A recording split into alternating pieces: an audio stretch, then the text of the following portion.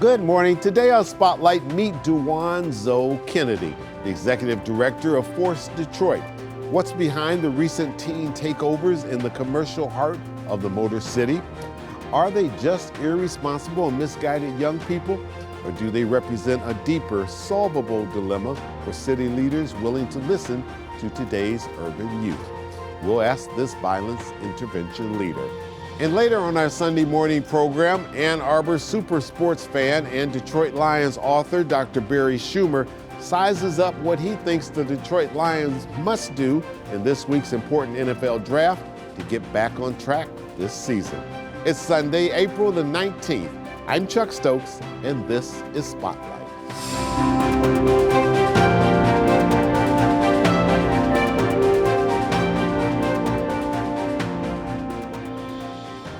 And welcome to Spotlight. Mr. Kennedy, welcome. It's good having you. Thanks for having me. All right, if I asked you what Force Detroit, what the Force stood for, what would you say? Faithfully organizing resources for community empowerment. All right, and that organization began in 2015, I believe? Yes, sir. Okay, you've grown quite a bit since the beginning. Yes. Started off with what, just a handful of people? Started off with a handful of people. Our founder, Alaire Harvey Quinn, started with this vision or this insight that black men are not inherently evil as media may have portrayed us to be, but we're kind and generous too, even those who are struggling with certain social ills. Duwain Kennedy, are you surprised by the publicity of the recent teen takeovers in the heart of Detroit downtown in the commercial area? No, I'm not surprised. Whenever there are hundreds of people gathering, it's always going to have a presence. I'm not surprised about it at all. Yeah. What's behind it? I think they want to enjoy, they spoke for themselves. They want to enjoy downtown just like anyone else. I wouldn't blame the parents, I wouldn't blame anyone, but what way you enjoy your time, that determines whether or not you will enjoy it or if others will enjoy their time as well. Sure. Your organization is about intervention, especially in terms of violence intervention. When large groups gather in a commercial place and they aren't going to the restaurant to eat, they aren't going to the store to shop, they're just in gangs, that concerns people. You can understand and they can understand, or maybe they can't understand, but certainly you can understand from the role that you play, the concern that it would have to business people. Yeah. And visitors to the city. Rightfully so, and I love that you said business people and visitors, because it speaks to another concern, the have and the have-nots, the age-old story.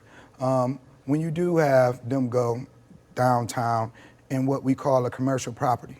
So community violence intervention has been extremely successful in reducing the rate of violence to historical lows dating back to the 60s, right? And we've seen this, and we have quantifiable data to show that in these communities where you place these CVI organizations in, there have been extreme reductions. What have made these groups successful? Well, these groups are based in communities and they use their techniques and methods in the communities that they are based in.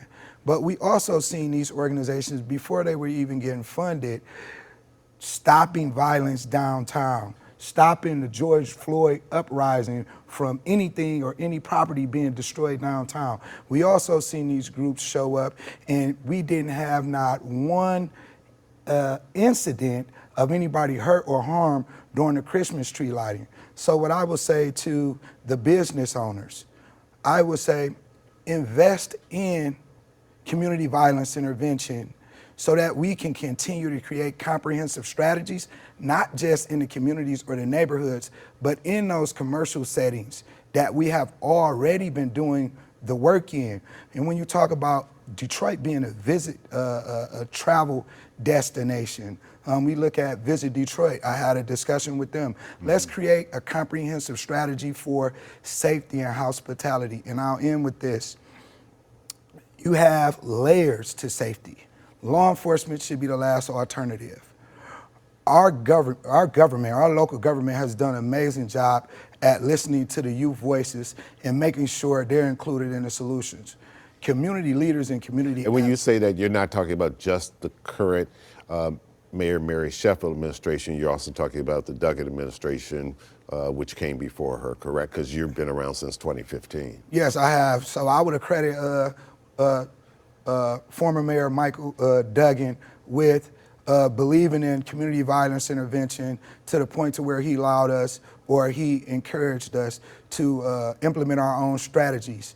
Specifically speaking to Madam Mayor Mary Sheffield, I would like to hold her up and acknowledge her actually bringing them on and not just having a listening session and not just building out solutions, but allowing them to speak for themselves in a public setting and to speak to those who felt like they were endangering or anything. And I would say to those business owners, some of those business owners that had concerns that expressed them to the public, I would say talk to the rest of the corporations downtown, create some type of funding collaborative so community leaders, community advocates can add an extra layer of safety where we can engage continuously and intentionally throughout the summer.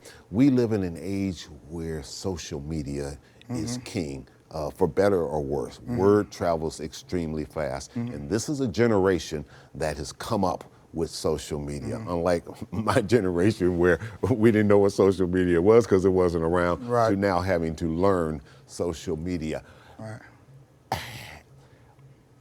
The role that social media has played in these type of teen takeovers and just how they operate and how they travel by word of mouth. You have over 400 youth go down there, right? Teens. These teens are in school. And when you think about a comprehensive strategy, most of the CVI organizations work inside of the schools, the high schools, within their CVI zones. So when these CVI organizations have capacity and a real strategy to go downtown, we're going to see the same students that we work with throughout the week in the schools. We have those relationships. And when a person has relationships, a person has influence. And when you have influence, you can shift behavior. So I would say social media is all about influence, right? What are we influencing them to do? And are we allowing them just to drive influence without guidance? So I think we play a major role as elders, as young elders, as older elders, to guide them, not just to correct them and be reactionary. All right, we need to get to a little break. We'll come right back. We'll pick up. We'll talk about the corporate side. We'll talk about the role of parents and all of this. We'll be right back with Duwain Kennedy right after this.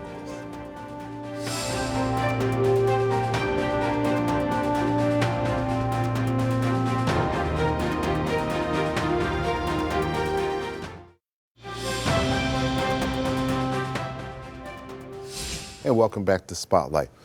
Duwain, let me ask you, one thing that I've heard Mayor Sheffield say, certainly Mayor Duggan before her, and leaders, is that we don't want violence. We don't want these kids getting into a system where they will develop a record and it perhaps can hurt them throughout life. You've been incarcerated. You know what that's about.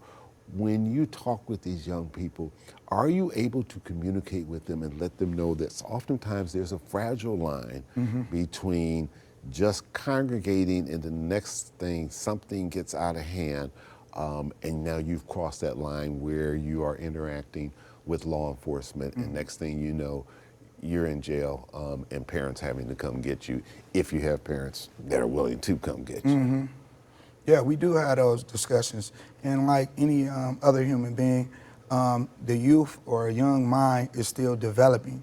And it takes a lot to create paradigm shifts while that mind is developing, that decision making.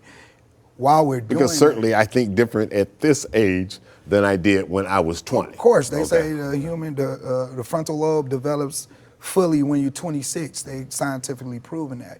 And even when it comes to dealing with our youth, you have to occupy their time with something that stimulates that young, youthful vigor that they have.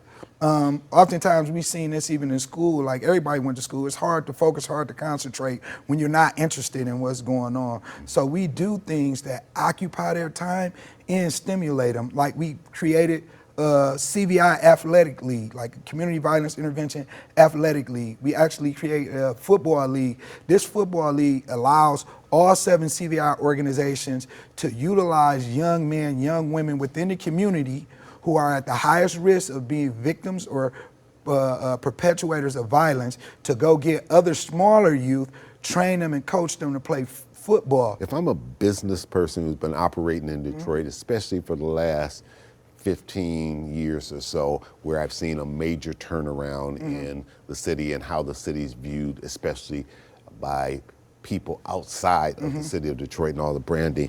And I look down the line and I'm thinking, okay, and I hear someone make a sweeping statement of corporations are only about corporations and not about the neighborhoods. But then I think to a Gilbert Family Foundation, investing $500 million in the neighborhoods, not in downtown. The Ralph Wilson Foundation, whose whole purpose is take the millions of dollars and spend it till it's gone and make sure that it's going into a youth sports organization. There's the Police Athletic League, there's the Urban League with their teen college program. Reverend Wendell Anthony with NAACP was recently here, talked about how involved his church is 7 days a week. You can walk in the fellowship chapel, stuff's going on. How involved the youth are in the national NAACP board and all these things. So one would say there's multiple things going on in these corporations. Most of them have foundations. The money that they're making on the one side, they're taking it and putting in that and funneling it back into the neighborhood. Mayor Duggan would certainly, if he was here, talk about all the parks that he went online, the Pistons and what they're doing. So from their perspective, they're saying, but there's a zillion things going on if young people just want to get involved. Are you saying, yes, these things exist, but they're not enough, or young people or their parents aren't channeling them into these things that we have? What I'm saying is there's been amazing work across the city to get it where it's gotten to this point. From the foundations as well as some of the corporations. But what we're seeing now is something new in addition to the city. So all of these things have been done to make the city beautiful, more vibrant, to create more activities. This is just another thing that is worthy of that same type of investment and that same type of effort. This is no slight to any corporation or any business, but if we have seen something be successful in reducing our homicide rate, we're in a city where they talk about this is one of the most dangerous cities in the country, and last year our amount of homicides was 165 homicides, coming from 3 years ago, nearly 400 homicides. They used to call this city Carjack City. To last year, it was throughout the period of time of Duggan's tenure, it was over 800 carjackings a year at one point in time. Last year it was only 45. So I would say, we're making progress, but don't rest on our laurels. Yeah, if you see something working, like I said, the corporations have given to certain layers of community. This is a different layer of safety. We need to invest in that extra layer of safety, and I'm being intentional about saying specifically developing a strategy for downtown Detroit, because that belongs to everyone. That's just not a neighborhood. And including a comprehensive approach with CVI, Community Violence Intervention, and leveraging our relationships and influence. Coming up on Spotlight, how Duwain Kennedy is using his background as a role model for young people. We'll be right back.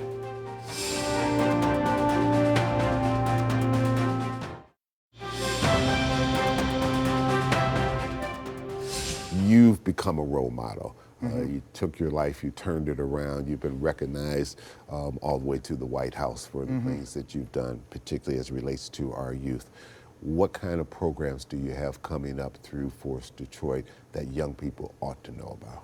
Oh, well, we actually have something that we call rites of passage, a cognitive behavioral therapy course that we take young men and young women through. We also have a workforce development program where we do career fairs and we actually do reintegration into this social network of getting everything together and stabilizing your household. So there's a lot out there for people if they want to sir. get involved. And we'll put your website up there so that individuals, young people, as well as their parents want to seek you out, they can do so. And if they don't have a parent or a different type of situation, know that there's always somebody out there that will want to help you if you have the desire inside to be able to say, okay, I want to get involved in something that's going to be positive and people that are willing to help me out. Thank you so much. We appreciate you all for your support. All right, it's our pleasure. Thank you so much for coming in and sharing your insights. You too, brother. All right.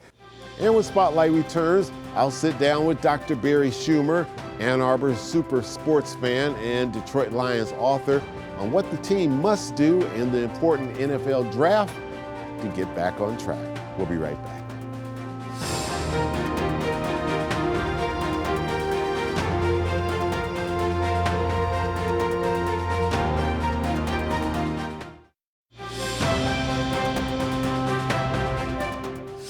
NFL draft coming up this week in Pittsburgh this time from Thursday through Saturday.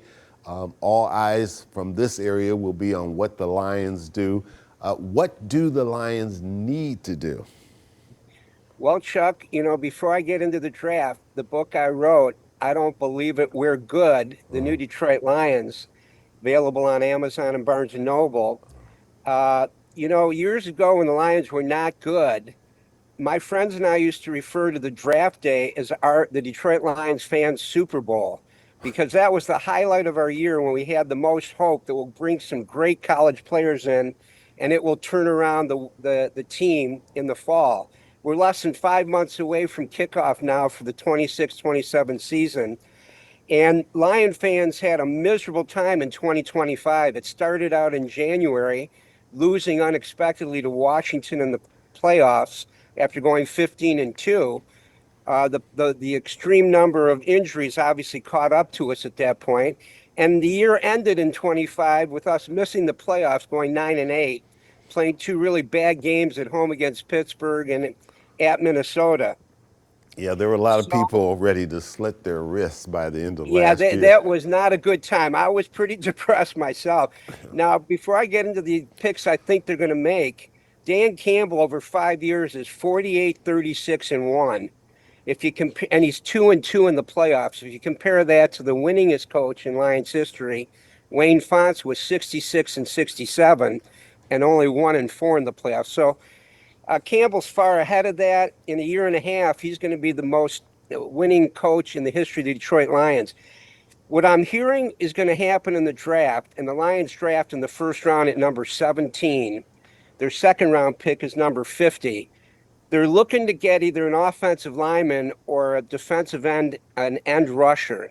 But it looks like it might go with the offensive lineman. The three top picks looks like Monroe Freeling out of Georgia, an offensive tackle. And he's an interesting pick because this guy, first of all, he's huge. He's 6'7", 315.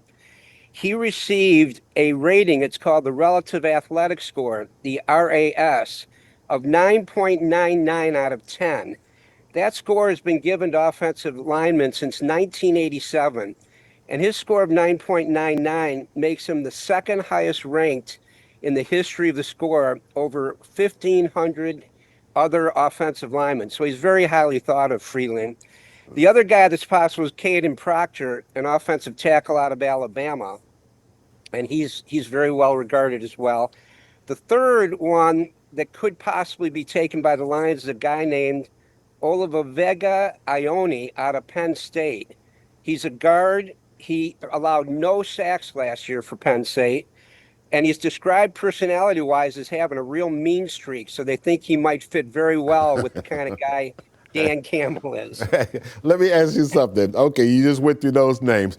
So because we are so far down on the list in terms of the draft order, because we didn't have a horrible year last year, but we did well enough where we aren't going to be high in the draft. So names like Arvell Reese and Sonny Styles of Ohio State and Jeremiah Love from Notre Dame, and then of course Fernando Mendoza, the quarterback from Indiana University.